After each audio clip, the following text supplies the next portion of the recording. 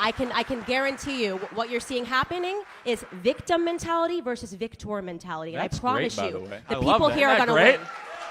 I love that.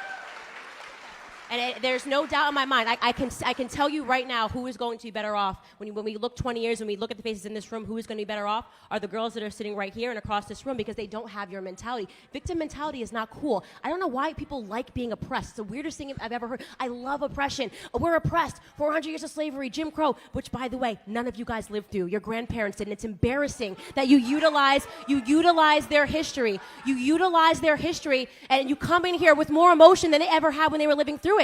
More emotion than they ever had when they were living through it. It's embarrassing. You're not living through anything right now. You're overly privileged Americans. It's what's going on right now. Damn, you teach it, girl. Yeah. But I guess my question is, are you talking about, you say facts, not feelings, but do you think that your rhetorical, whatever rhetorical power you have, that it's coming from the feelings that you're creating in your audience? Or do you think it's actually coming from the validity of your arguments? So what are you saying, that our facts are creating feelings? Is that what you're saying? No, it's just this presentational style you have that seems to be tapping more into feelings than facts, right? So I wonder, how do you reconcile that with what you said at the beginning? Well, we're talking about facts, so I don't really understand what you're saying. You're saying that the facts are making people emotional? Is that the argument? Yeah, I mean, so I look. don't really get what he's saying. I mean, I hope some people laughed and some people thought about issues a little differently, but that's the key thing. If thinking is the gateway to feelings, then so be it. However, we used a lot of facts. She talked about black single motherhood. We talked about the deterioration of the inner cities. I just rattled off a bunch of facts about the southern border, whether it be crime or drugs or illegal immigrants coming in this country. Everything we have has a statistical backing and a logical reason behind it.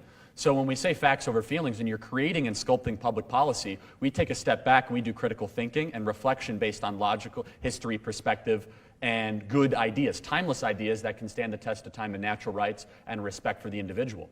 You're obviously just trying to bait people to come up here and talk about social justice issues so that you can try and make like, oh yeah, see, your arguments are so flawed, because of course we're going to be pissed coming up here trying to talk sense into people who are clearly buying into some clear bullshit. So yeah.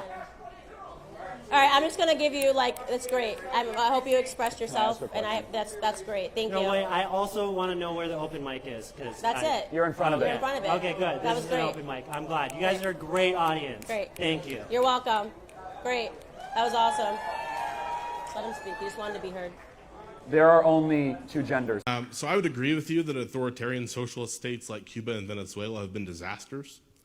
But if you look at the Scandinavian social democracies, they outperform the U.S. on all three. You don't want to go down this rabbit hole, my friend. The myth of the Scandinavian socialism. They outperform the U.S. in GDP per capita, education outcomes, and life expectancy. Still going down the path. So let's Here's ask the Charlie question. Kirk. World Economic Freedom Index, which ranks each country by how much economic freedom there is. You do know that Norway, Sweden, Finland, Denmark rank higher than the United States. They have more economic freedom. That is not socialist. That is capitalist.